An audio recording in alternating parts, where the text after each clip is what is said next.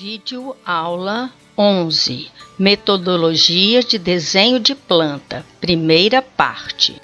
Na videoaula anterior, obtenção de planta, tínhamos como exemplo uma edícula para uso de um escritório. Nesta aula, vamos desenhar este mesmo exemplo em planta passo a passo. Usaremos formato A3, papel super white, fixado em prancheta através da régua paralela. Em seguida, será deixado o espaço para colocação do carimbo ou selo relativo à identificação do desenho e outras informações relativas ao mesmo, como escala, data, autor do projeto e outras que forem necessárias. A escala deste desenho será 1:20. E, como é somente uma figura no formato, iremos então fazer um X central dividindo o formato ao meio e pegando as medidas totais, horizontal e vertical, e medindo desse X central a metade para um lado e para o outro, procedendo assim horizontalmente e verticalmente. Lembrando que sempre começamos um desenho pela figura regular e em linhas auxiliares. Por isso, vocês não vão ver muito bem as linhas no desenho dessa filmagem, sabendo que está sendo feito em linhas auxiliares finíssimas para obtenção da figura regular que inscreve a nossa figura irregular. No caso da nossa planta, é um retângulo. Uma vez obtida a figura regular através das cotas totais, nós vamos então conferir as medidas novamente, agora as medidas totais, e vamos apagar aquele X central que só serviu para centralizar o desenho. Agora vamos marcar as espessuras das paredes externas para dentro da figura regular e em seguida marcar a localização das paredes internas com suas espessuras e traçá-las. Observe que mesmo usando linhas auxiliares, sempre que essas linhas ultrapassarem além do necessário, é bom que sejam apagados e, para remover o resíduo, use sempre a juba. O objetivo é chegar a esse estágio de desenho.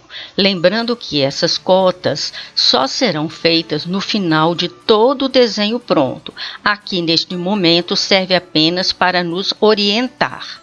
O desenho continua em traços finíssimos, linhas auxiliares, até o momento em que nós fizermos as aberturas de janelas e portas. É necessário que se apague todas as linhas que fizerem divisão entre as paredes. Todas as paredes foram cortadas pelo plano de obtenção de planta na mesma altura. Portanto, não existe separação alguma entre elas. É necessário que verifiquem se estão usando a escala correta e marcada corretamente. E na hora de apagar pequenos erros, está sendo usado um instrumento chamado mata-gafe, que apaga somente aquilo que é necessário sem ficar danificando o desenho. O que estamos apresentando é uma metodologia no desenho de planta. Então, primeiro a figura regular, depois as espessuras de parede, tudo em linha fina, linhas auxiliares. Vocês estão percebendo que régua paralela é usada para traçar todas as linhas horizontais, esquadro apoiado na paralela para traçar todas as linhas verticais e com o escalímetro somente fazer as medidas, colocando os pontinhos nos lugares que vamos traçar. Mais uma vez, chamo a atenção para que se apague as linhas que fazem separação entre as paredes. Vamos verificar se o nosso desenho está semelhante ao modelo apresentado a seguir. Conferindo então, nossa próxima etapa é fazer as aberturas nas paredes. Aberturas essas de janelas e portas. Vamos começar pelas portas. Na marcação dos vãos de porta, consideramos a boneca de 10 centímetros. E o que é a boneca? É um espaço para que se possa dar acabamento ao vão de porta, no caso, os alisares, que no mercado encontramos 5 centímetros, 7 centímetros e 10 centímetros de largura. Em seguida, apagamos as linhas para que os vãos de porta sejam totalmente abertos. Procedemos assim em todas as paredes onde estão localizadas as aberturas de portas. Observem na filmagem a metodologia de desenho ensinada.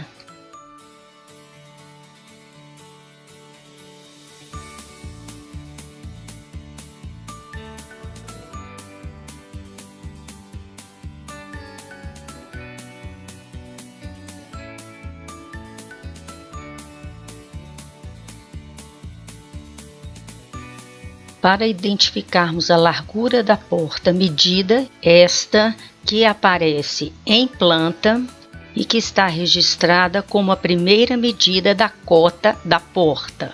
Observem a figura. Em seguida, faremos as aberturas de janelas. Todas as vezes que essas janelas não tiverem uma cota que especifique sua localização, significa que essas janelas estão centralizadas no cômodo. No nosso caso, temos 3 aberturas centralizadas no mesmo cômodo, portanto, acharemos o ponto central deste cômodo e vamos transferir os pontos medianos para cada uma dessas aberturas.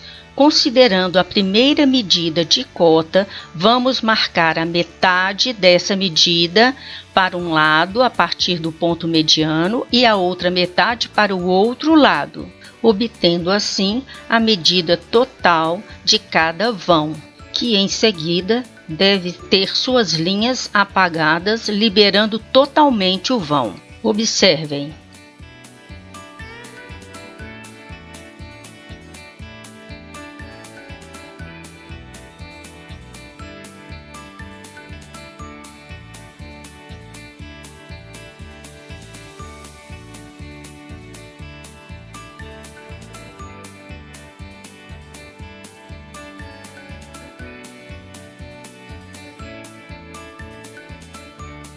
Uma vez feita as aberturas de vãos de portas e janelas cortadas pelo plano, neste caso não entram ainda as janelas altas, vamos então passar o traço grosso no desenho, fazendo com que as paredes fiquem na linguagem correta dos traços. O traço grosso, vamos lembrar, ele demonstra que maciços como alvenaria, pilares que são feitos de concreto, foram cortados pelo plano de obtenção de planta.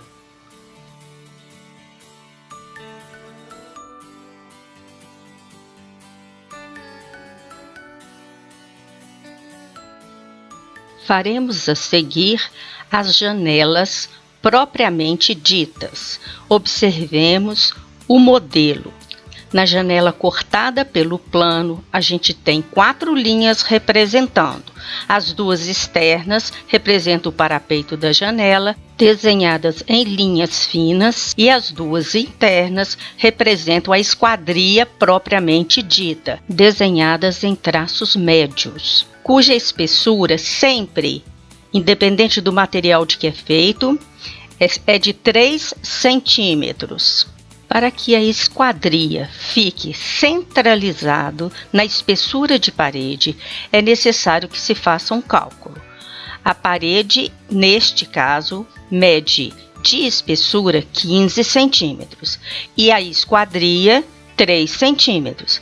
Neste caso, 15 centímetros menos 3 centímetros, temos 12 centímetros, que é dividido por 2, são 6 centímetros. Então, vamos marcar a esquadria não através dela, mas através do afastamento do parapeito até a primeira linha, de um lado e do outro, de 6 centímetros. Não nos esquecendo que nesta escala e na escala 1 para 25, cada subunidade, o tracinho pequeno, corresponde a 2 centímetros. Aqui encerramos nossa primeira parte da aula de metodologia de desenho de plantas.